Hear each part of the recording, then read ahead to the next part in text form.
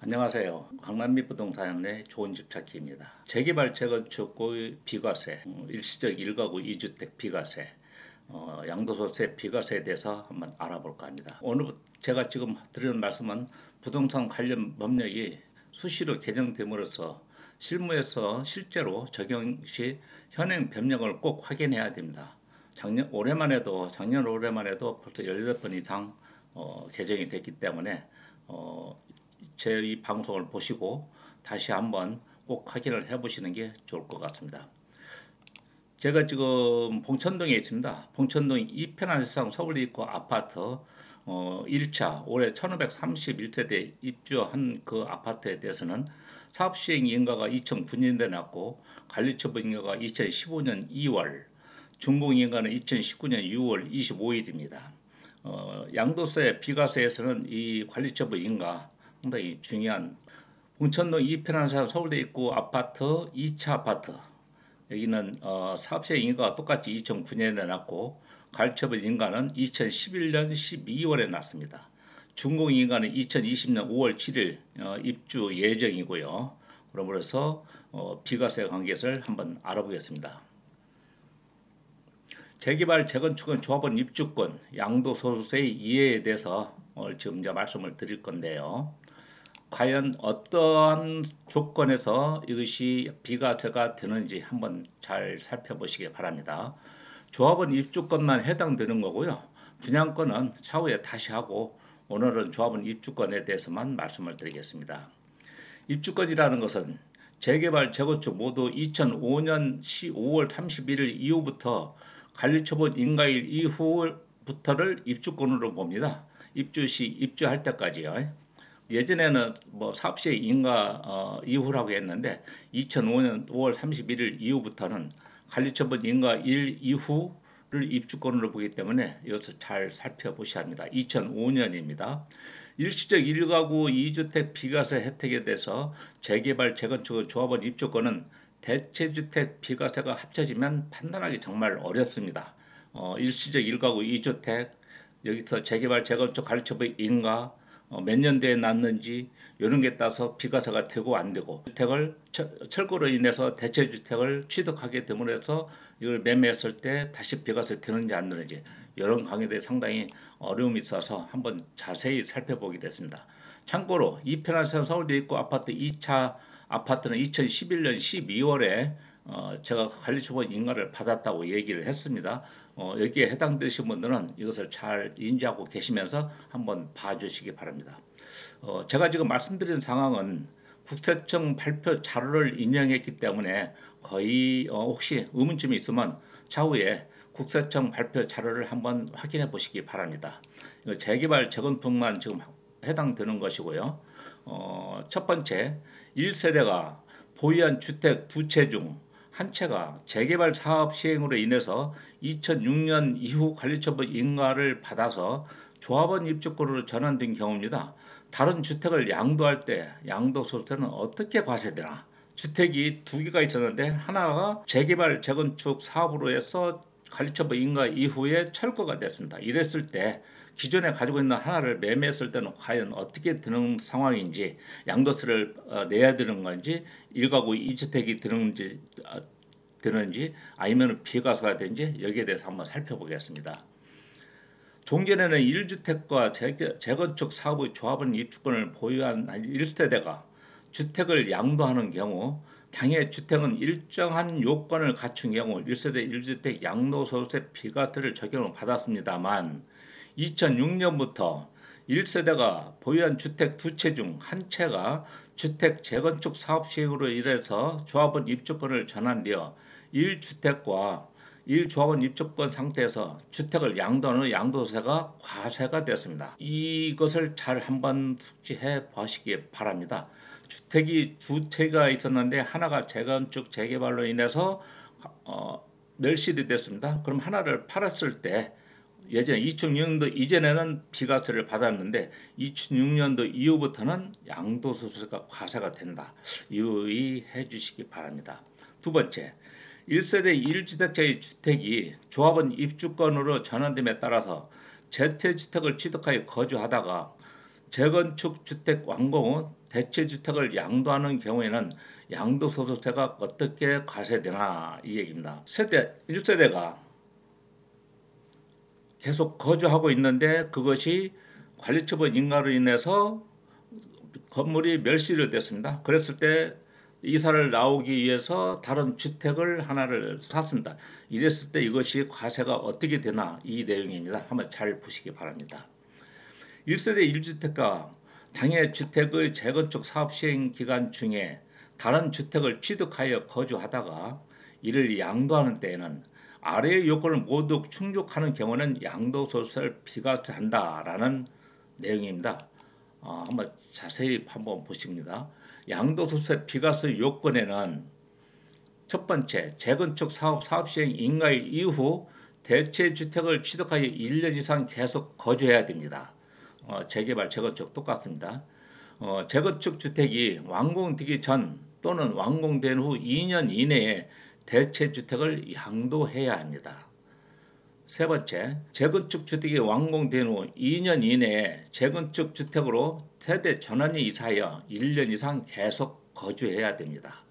네 번째, 재건축 주택이 완공된 후 2년 이내에 재건축 주택으로 다시 들어가서 세대 전원이 이사하여 1년 이상 계속 거주해야 됩니다. 다만 세대 전원이 안 갔을 때는 특별한 사정이 있을 때는 아래 보시는 것 같은 사정이 있을 때는 하지 않아도 가능하다. 그 내용이 있는데요. 주택을 하나 가지고 있던 사람이 재건축으로 인해서 집이 멸실되는 상황이 발생을 해서 밖에 나와서 다시 재건축 이의 쪽으로 이사를 와서 주택을 하나 샀습니다. 샀는데 이 주택을 다시 팔고 이사를 들어가는 상황이 발생했을 때 대체주택의 비과세 요건, 요거에 대해서 지금 네 가지 요건을 다 충족하여야 비과세가 된다라고 지금 말씀을 했습니다. 재건축 완성일은 언제로 보냐면요. 사업 승인일, 사용 승인일 또는 사용 검사일, 사용 승인 또는 사용 검사 전에 임시 사용 승인을 얻은 경우 사실상 사용일 또는 임시 사용 승인일 중 가장 빠른 날을 재건축이 완성된 시점입니다. 즉 주택으로 봐준다는 그 시점입니다. 사용 승인일 또는 사용 검사일, 사용 승인 또는 사용 검사 전에 임시 사용 승인을 얻은 경우 사실상 사용일 또는 임시 사용 승인일 중 가장 빠른 날을 재건축 완성일로 본다는 얘기입니다. 세대 구성원 중 일부가 다음 어느 하나에 해당되는 사유로 다른 시나 군으로 주거를 이전하는 경우에는 그 경우를 포함하는데요. 이 세 가지 종류가 있습니다. 첫 번째, 초중등교육법에 따른 유치원, 초등학교, 중학교는 제입니다. 고등학교 법에 따른 학교에서의 취약으로 들어올 수 없다든가. 두 번째, 직장의 변경이나 정근 등 근무상의 형편 사정이나. 세 번째, 1년 이상의 치료나 요양을 필요로 하는 질병 치료 또는 요양을 했을 때는 같이 일부 세대 일부가 같이 안 들어와도 괜찮다는 내용입니다. 이 세 번째가 가장 많이 지금 난해한 부분이고 궁금해하는 사항이라서 이건 한번 잘 주의 깊게 봐주시기 바랍니다. 1세대 1주택자가 재건축 조합원 입주권을 취득하고 종전주택을 양도하는 경우 양도소득세가 어떻게 과세되나 라는 이 얘기입니다. 즉 주택을 하나 가지고 있는 사람이 재건축 지역에 있는 주택을 하나를 샀습니다.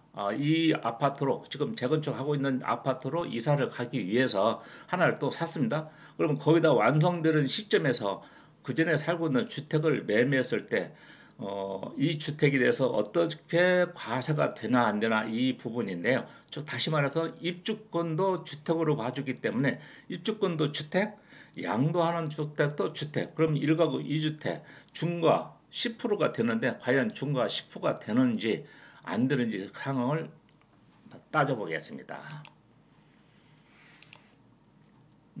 이제 표를 제가 한번 가지고 설명을 드릴 건데요. A라고 하겠습니다.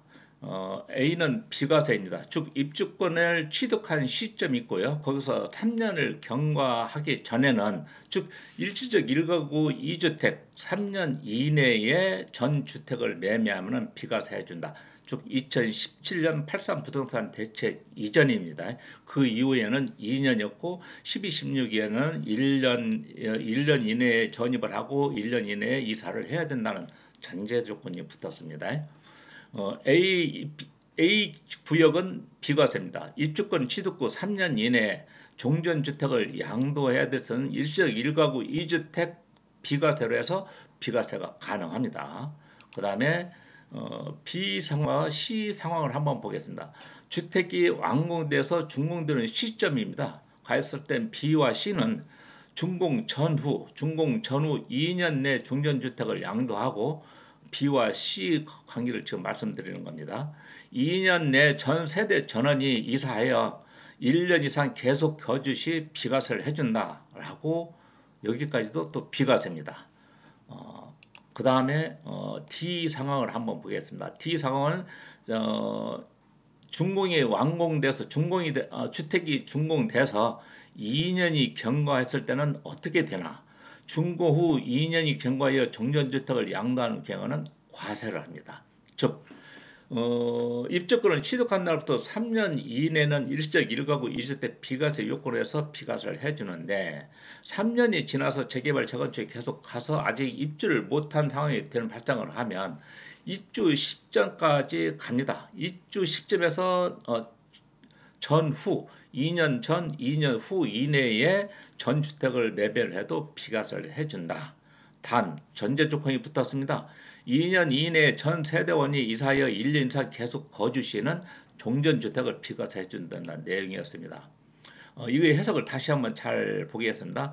A 구간은 1세대 1주택자가 재건축 입주권을 취득한 후 3년 이내에 종전주택을 양도하는 경우 양도소득세 비과세입니다. 이는 1세대 1주택자가 이사 등으로 다른 주택을 취득하여 일시적으로 1세대 1주택이 된 경우 다른 주택 취득일로부터 3년 이내에 종전주택을 팔 때 양도소득세 비과세 해준다는 것과 형평을 맞춰서 말씀드린 것이다 라는 상황이고요. B와 C의 경우에는 1세대 1주택자가 재건축 입주권을 취득한 후 다음의 요건을 모두 충족하여 종전주택을 양도하는 경우 실수의 목적으로 입주권을 취득한 것으로 볼 수 있으므로 양도소득세는 비과세 준다. 한 번의 예를 한번 들게 보겠습니다. 우리 봉천 제12-1구역입니다. 그 주택 재개발입니다. 2011년도 12월 달에 관리처분 인가를 했는데 2013년도인가에 이분이 우리 아파트를 샀습니다. 근데 그 전에 봉천동에 있는 아파트 하나를 계속 거주하고 있었고요. 그래서 이쪽으로 이사를 들어오기 위해서 이걸 샀는데 옛날에 경남 안호섭에서 법정관리 들어간 바람에 이것이 사무 이편한 재산으로 바뀌었습니다. 그래서 공사 기간이 상당히 길어져서요. 내년 5월 7일 날 입주 예정으로 되어 있는데 지금 살고 있는 그 아파트를 팔고자 합니다. 근데 실제적으로 2009년도에 살고 있는 아파트를 샀는데 이것을 지금 팔려고 하니 과연 이 주택이 비과세 되느냐 안 되느냐, 이것이 B와 C 구간에 해당되는, 그래서 이분은 비과세 혜택을 받을 수 있다. 이것은 결론이 되는 것 같습니다. 이거 좀 더 궁금하시면 국세청 발표 자료를 한번 확인해 보시면 알 수 있겠습니다. 양도소득세 비과세 요건에는 어떤 것이 있나를 한번 보겠습니다. 첫 번째, 재건축 주택이 완공되기 전 또는 완공된 후 2년 이내 종전주택을 왕도했을 때 비과세를 맞습니다. 두 번째, 재건축 주택 완공 후 2년 이내에 재건축 주택으로 세대 전원이 이사를 해서 1년 이상 계속 거주를 해야 됩니다. 예외상은 있습니다. 세 번째, 종전주택이 1세대 1주택 비과세 요건을 갖춰야 됩니다. 쭉 2년 이상 보유 및 9억 원 이하에 했을 때 가능하다는 얘기입니다. 이것이 2017년 83 부동산 대책에는요, 재개발 도시환경정비 사업 등의 입주권을 관리처분 인가 후부터 소유권 이전 등기 때까지 전매 제한을 했습니다. 12월 개정안 시행으로 사업시행 인가를 신청한 조합부터 적용한다라고 했습니다. 다만 재개발의 경우 조합 설립 시점부터 관리처분 인가까지는 조합원 지위 양도를 허용했고요. 조정 대상 지역 내 주택은 17년 8월 3일 이후 취득의 경우 보유기간 2년 중 2년 이상 거주해야 된다. 2017년 83 부동산 대책을 발표할 때는 그 이후에 취득한 것은 2년 거주, 2년 보유. 그 이전 주택은 2년 이상 보유였을 때 비과세 혜택을 받을 수 있다는 것이고요. 2019년 12, 16 대책을 한번 보겠습니다. 신규 주택 취득일로부터 1년 이내에 해당 주택으로 전입을 하고 1년 이내에 기준 주택을 양도하는 경우에 한해서 비과세 혜택을 준다. 이것은 2019년 12월 17일부터 적용을 하겠다라고 했습니다. 네 번째, 조합원 입주권이 비과세되는 특례 특권은 과연 어떤 것이 있는가 한번 자세히 살펴보겠습니다. 첫 번째, 관리처분 계획 인가 일과 기존 주택 철거 중 빠른 날의 현재 기존 주택을 2년 이상 보유해야 됩니다. 즉 관리처분 인가 전에 비과세 요건을 갖추어야 된다는 얘기입니다. 조합원 입주권이 비과세되는 받을 수 있는 상황입니다. 봉천 제12-2구역 올해 입주하는 조합원 입주권 관계의 거주 요건, 보유 요건 요런 내용입니다. 12-1구역은 내년 5월 7일 날 입주 예정인데 이것도 잘 간격하면서 한번 봐주시기 바랍니다. 세 번째, 양도일 현재 동일 세대원을 포함하여 무주택 즉 다른 주택을 취득하고 17년 8월 3일 대책 이전은 3년 이내입니다. 양도일 현재 동일 세대원을 포함하여 무주택이어야 됩니다. 네 번째, 실거래 가격이 9억 원을 초과하지 않는 경우 전액 비과세를 해줍니다. 9억 원 초과 시 초과분만 과세하는 거고요. 입주권 비과세는 실제적으로 이사하는 시점으로 인정합니다. 인정입니다. 잘못 기록을 됐습니다. 관리처분 인가위원회는 철거를 하지만 거기에서 아직 이사를 안 했으면 이사하는 시점까지 거주 보유 요건으로 쳐줄 수 있다. 그런 내용입니다. 입증 서류는 본인이 챙겨야 됩니다. 이 본인이 입증 서류에 과연 어떤 것을 챙겨야 되는지 한번 잘 보시기 바랍니다. 관리처분 인가서 또는 관리처분 인가를 입증할 수 있는 서류를 준비하시면 되고요. 종전 멸실주택의 등본을 가지고 있으면 그것도 가능합니다. 세 번째, 멸실 건축물 대장도 미리 확보해 놓으신 것도 멸실 전에 건축물 대장 미리 확보해 놓은 것도 좋은 방법입니다. 네 번째, 매도자의 주민등록 초본이나 주민등록 등본에 그 집에서 살았던 상황이 있으면 이것도 좋은 상황이고요. 양도 계약서 혹시 매매 계약서를 가지고 있으면 더할 나위가 없습니다.